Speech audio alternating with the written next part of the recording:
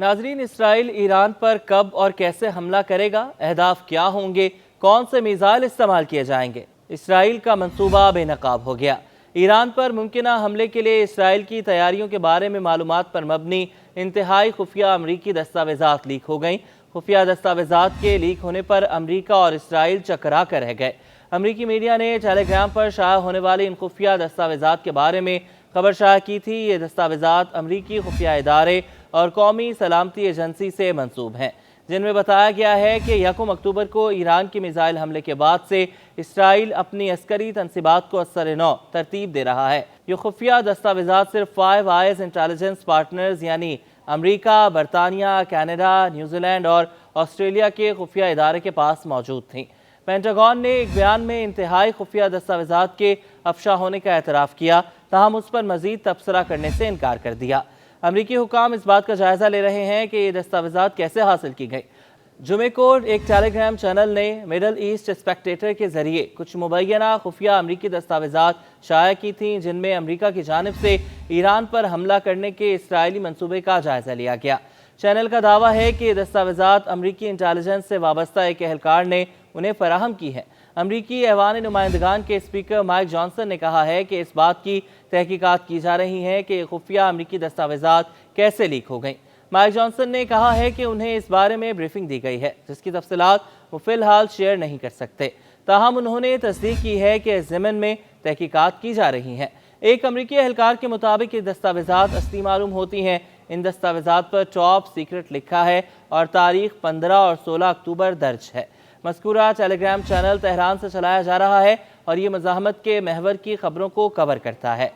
Satellite images के ज़रिए Iran पर हमला करने की इसराइली तैयारियों के हवाले से मुरतब करदा ये खुफिया दस्तावेजात इस बात की निशानदही करती हैं कि इसराइल अब भी अपने फ़ौजी साजो सामान को ईरान पर हमले के लिए नज़दीकी अड्डों पर मुंतकिल कर रहा है और इसने हाल ही में एक बड़ी फ़ौजी मशक भी की है। टेलीग्राम के बाद अमरीकी चैनल CNN ने भी इस हवाले से रिपोर्ट शाया की है। अमरीका तहकीकात कर रहा है कि ये दस्तावेजात कैसे लीक हो गईं। क्या किसी ने जानबूझकर इन्हें लीक किया या ये दस्तावेजात हैकिंग जैसे दीगर तरीकों से हासिल की गईं। ऐसे मामलात की तफ्तीश आमतौर पर अमरीकन फेडरल पुलिस, वजारत दिफा और दीगर अमरीकी सिक्योरिटी इदारों की जिम्मेदारी होती है। ताहम FBI ने फ़िलहाल इस पर कोई तबसरा नहीं किया।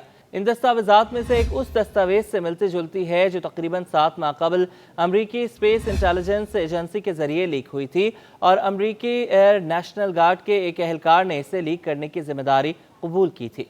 ईरान के हालिया मिसाइल हमले के बाद इसराइल ने कहा है कि वो मुनासिब वक्त पर और अपने कौमी मफादात की बुनियाद पर इसका जवाब देगा।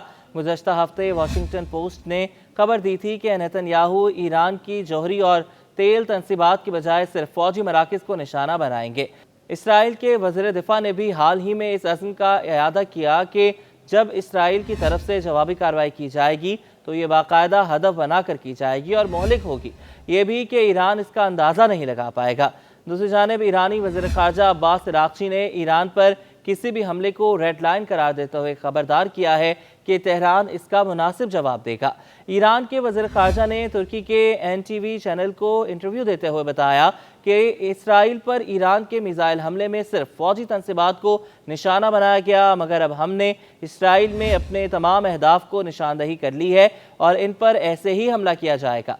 ईरान ने खलीजी अरब रियासतों को, जिनमें से बाज़ के इसराइल के साथ सिफारती ताल्लुकात हैं, खबरदार किया है कि वो अपनी फ़ज़ाई हदूद को इसराइल के मुमकिना जवाबी हमले के लिए इस्तेमाल ना होने दें। इसने ये भी कहा कि जो भी मुल्क ईरान पर हमला करने में इसराइल की मदद करेगा उसे किसी भी ईरानी रद्द-ए-अमल का हदफ समझा जाएगा।